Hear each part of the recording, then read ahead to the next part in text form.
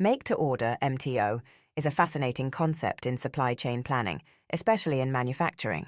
Imagine a tailor who doesn't start cutting the fabric until a customer specifies their suit's design and measurements.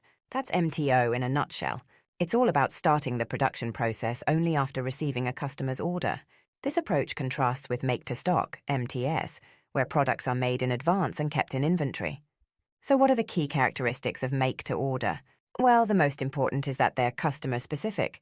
MTO focuses on creating products tailored to individual customer requirements. It's like cooking a meal only after the order is placed. This leads to lower inventory costs.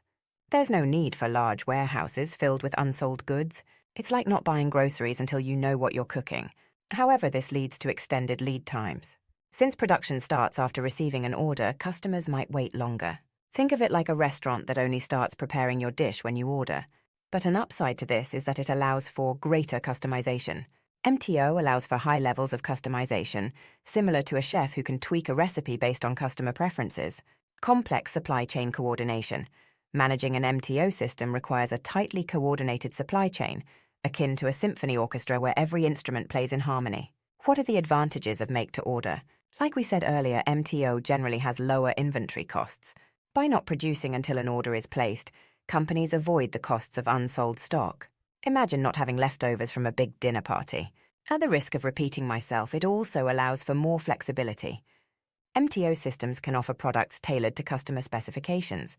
It's like a tailor-made suit versus a ready-to-wear garment. The third benefit is reduced waste. Producing only what is needed can lead to less waste. Similar to cooking, just enough food to avoid leftovers. So what are the challenges of make-to-order? Well, there's longer lead times for one. Waiting for products can be a downside for customers. It's like waiting for a custom-made piece of furniture instead of buying it off the shelf. MTO is also a more complex supply chain environment. Juggling suppliers, production schedules, and customer demands can be challenging. It's like balancing a complex recipe that requires many different ingredients delivered fresh. There's also a high dependency on reliable suppliers. Reliable suppliers are crucial in MTO. A delay from a supplier can be like missing an essential ingredient in a recipe. So what are some real-world examples of MTO?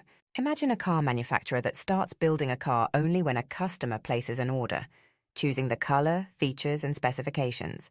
This approach allows for a highly personalized product, but requires a well-orchestrated supply chain to ensure all parts are available when needed, much like a chef ensuring all ingredients are available for a complex dish. In summary, make-to-order in supply chain planning is like a chef's approach to cooking. Start preparing the dish once the order is placed, ensuring it meets the diner's specific preferences.